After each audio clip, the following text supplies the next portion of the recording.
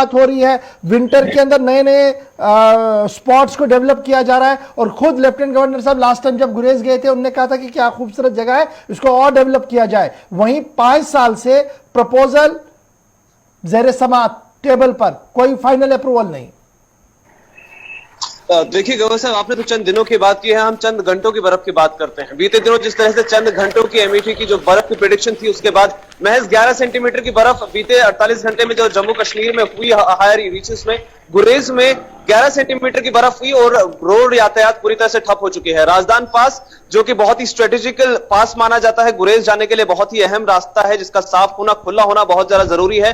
11 centimetre की बर्फ के बाद पिछले 2 महीने में दूसरी बार व्हीक्यूलर ट्रैफिक के लिए बंद हो चुका है। 5 साल से ज्यादा हो चुके हैं, अब लगभग 6 साल हो चुके हैं कि जम्मू कश्मीर के अंदर इस हिस्से में एक टनल बनाने के लिए एक डीपीआर तैयार किया गया था। बीआरओ के साल 2015 में डायरेक्टर जनरल मौजूद थे, उन्होंने एक ऑर्डर तैयार करवाया और कहा कि एक प्रपोजल बनाया जाए। एस्टिमेटेड कॉस्ट लगाई गई जो अब लगभग 9,000 करोड़ के आसपास पहुंच चुकी है। डीपीआर तैयार है, मिनिस्ट्रीज की टेबल पर है, लेकिन 2015 से लेकर 2021 का अब साल का अंत आ चुका है, लेकिन अभी तक लोगों को वो टनल कहीं दिखाई नहीं दे रही है। इससे पहले hydro electric power project Kishan Ganga की बनाई गई 2 टनल्स, जब उसमें वाटर डाइवर्जन नहीं था, उसको विंटर्स में इस्तेमाल किया जाता था, लेकिन जब से वाटर डाइवर्जन हो चुका है, अब वो टनल्स भी बंद हैं। अब दोबारा से एक बार लोग दरम बरम हो चुके हैं, क्योंकि अब आने वाले समय में जैसे ही बर्फ पड़ेगी, लगभग 6 महीने के लिए हिस्सा वादी से कटकर अलग हो जाएगा और फिर लोग एक बार अपने उसकी घर में उस कोने में फंसे रहेंगे। हम देखते थे कि श्रीनगर के अंदर एहतजाज, बांडीपोरा के अंदर एहतजाज, और डीडीसीज बीडीसीज अपने तरीके से आवाज उठाते, असेंबलीज के अंदर आवाज उठी,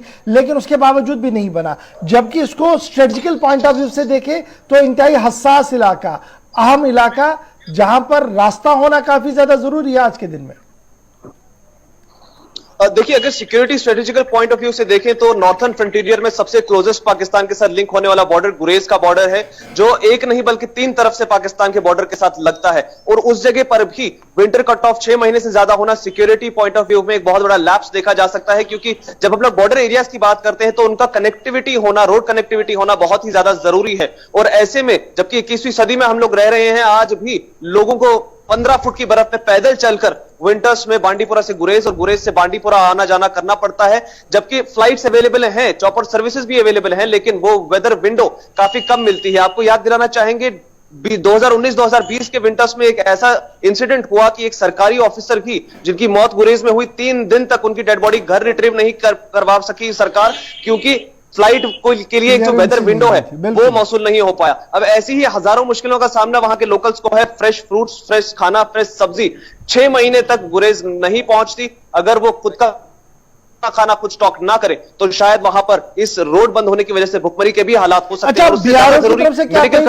सामने रखा गया कि आखिर कब तक ये क्लियर हो सकता है, या ministry for surface road transport की तरफ से, क्योंकि नितिन गडकरी साहब ने लास्ट टाइम इस बात का तो खुलासा किया था कि बड़ी टनल्स भी बनने वाली है और जम्मू कश्मीर के हवाले से स्पेशल अटेंशन और फोकस दिया जाएगा।